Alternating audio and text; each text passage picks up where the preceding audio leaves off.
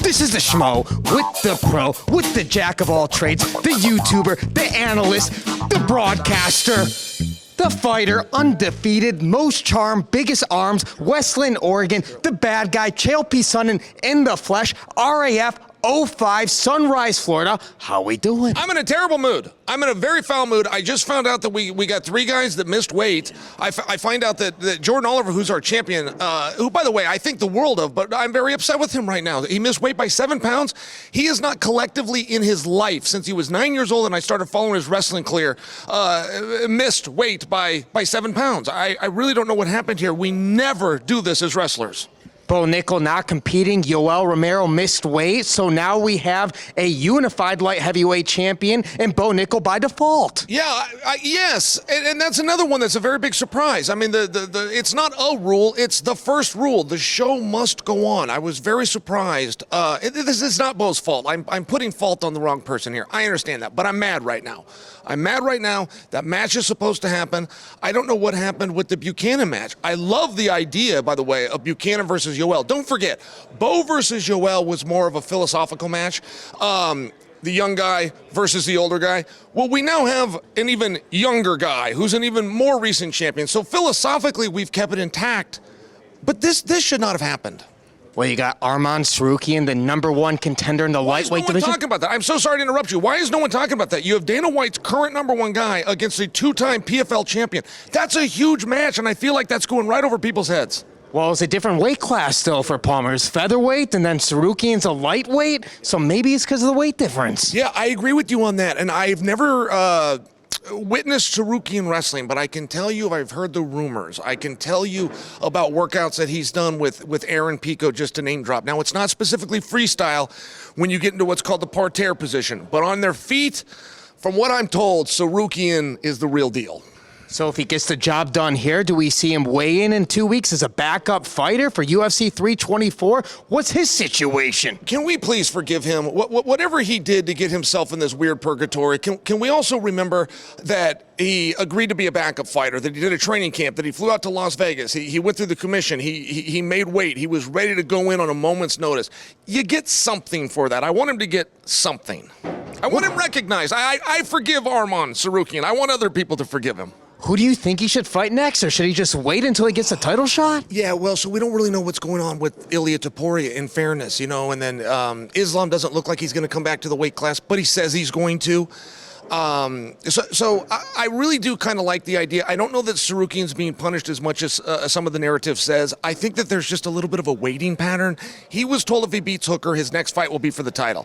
He has not been booked for his next fight, so there is a chance that plan is still intact.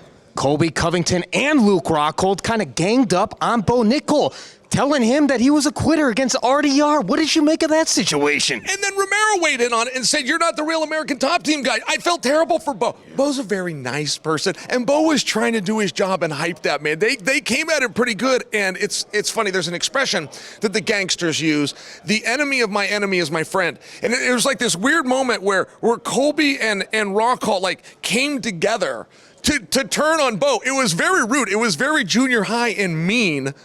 But it did make for an interesting part of the press conference, and I don't think that Bo's going to let that slide, by the way. Well, Bo told the Schmo, and he also told the world on social media, he wants Colby Covington at the White House. Do you think the UFC matchmakers would ever make that thing happen? No, I do not see that match happening, but it is definitely a possibility. I mean, what weight is Colby Covington is a fair question. He hasn't fought since December of last year, so if he wanted to say, I'm a middleweight all of a sudden, nobody would argue. He's ranked at 170. Colby Covington's career is so fascinating to me. I mean, here you have the #1 contender that couldn't get a title shot. Here you have the interim champion that never lost, woke up one day and doesn't have the belt. Here you have the guy that beat the BMF champion but was never named BMF champion. I mean, it's almost a riddle. But the days of Colby being done with this sport is just simply not true. He's very hungry. He looks fantastic. I mean, his body just looks in great shape. I'm a little worried about tonight because I don't think he is. I think he does. He needs to show some respect. I want him to have some fear going into the Rockhold match. If he locks up with Luke, there is some big moves. There's some trips and some judo-style techniques. I hope Colby takes Luke, particularly in the opening round, a little more serious that I'm worried he's going to. Under the current RAF rule set, who do you think would give Khabib Nurmagomedov the most fits, current or former UFC fighters? Wow, I love that. I mean, I don't think I'll go with George St. Pierre. If you're bringing in former as well, I think that was the match. There was talk that they were going to pay $5 million for a grappling match between those two. I think that was embellished, but boy, I would have bought that pay-per-view. I'd have loved to have seen George versus Khabib. I had a chance. I've worked out with George before, and I was in a cage with Khabib, and I had a chance. I wish I would have challenged. Hey, Khabib, give me 5 minutes. I had that same chance with Chimaev, where it was just at the PI, and I should have just taken my shirt. Just give me 5 minutes. Just let me feel, so I can come and tell people like you. I can tell you who's actually who, but I don't have firsthand knowledge. I just think St. Pierre is number one. Well, someone that you do have first feel knowledge of, or maybe both these guys, DC and John Jones, are we going to see them competing at RAF?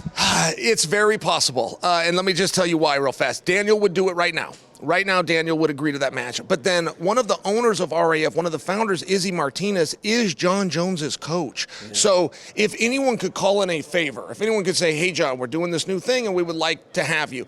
John doesn't do a lot of favors, but I don't think he would tell Izzy no. So that as a rumor is actually viable. Yes, and when the Schmo spoke with Chad yesterday, he was talking about all the big potential matchups we're going to see. Our goal is to make wrestling fun, right? It's already fun for avid fans like me, but for the mainstream audience. So we're looking for matches that, one, the best wrestlers in the world, but also the matches that are going to give the most action for the crowd. Who are we going to see you wrestling on the mats again? Chad is a gangster, by the way. Chad is so aggressive. I could reach that dude at 2 a.m. if I wanted to talk business. I could reach him on Sunday. I could reach him on his kid's birthday if you wanted to talk business. Where he's got this sport, Schmo, we're not even at this a year.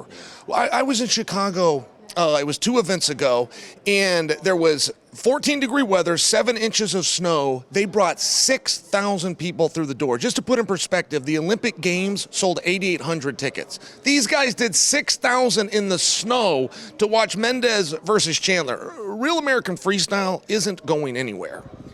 Are we going to see Khamzay Chimaev against Imavov? What's the holdup? What are we waiting for? I wish you would tell me what is going on there. And by the way, this Imavov guy is fantastic. I've, as he's been delayed, as he hasn't gotten the ring, I've seen more and more training footage of him.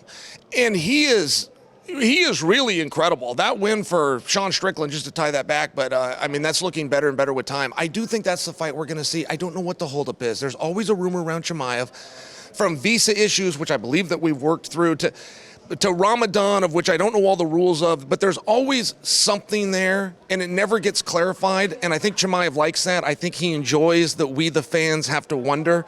It's not a bad marketing tactic, but Schmo, there's never an answer. You never know what's going on with Khamzat Chimaev. Strickland versus Fluffy for the number 1 contender gets the next title shot next? Yes, absolutely. Fluffy has now won 9 in a row. The all-time record is 10. That went to Merab. Merab had to win 10 fights before he got a title fight. But just to remind you, he was offered a title fight at 7. It was against Aljo. He didn't want it. And I do not think that Fluffy is going to have to beat the all-time record. If he gets a win, we got to give him a shot at the belt.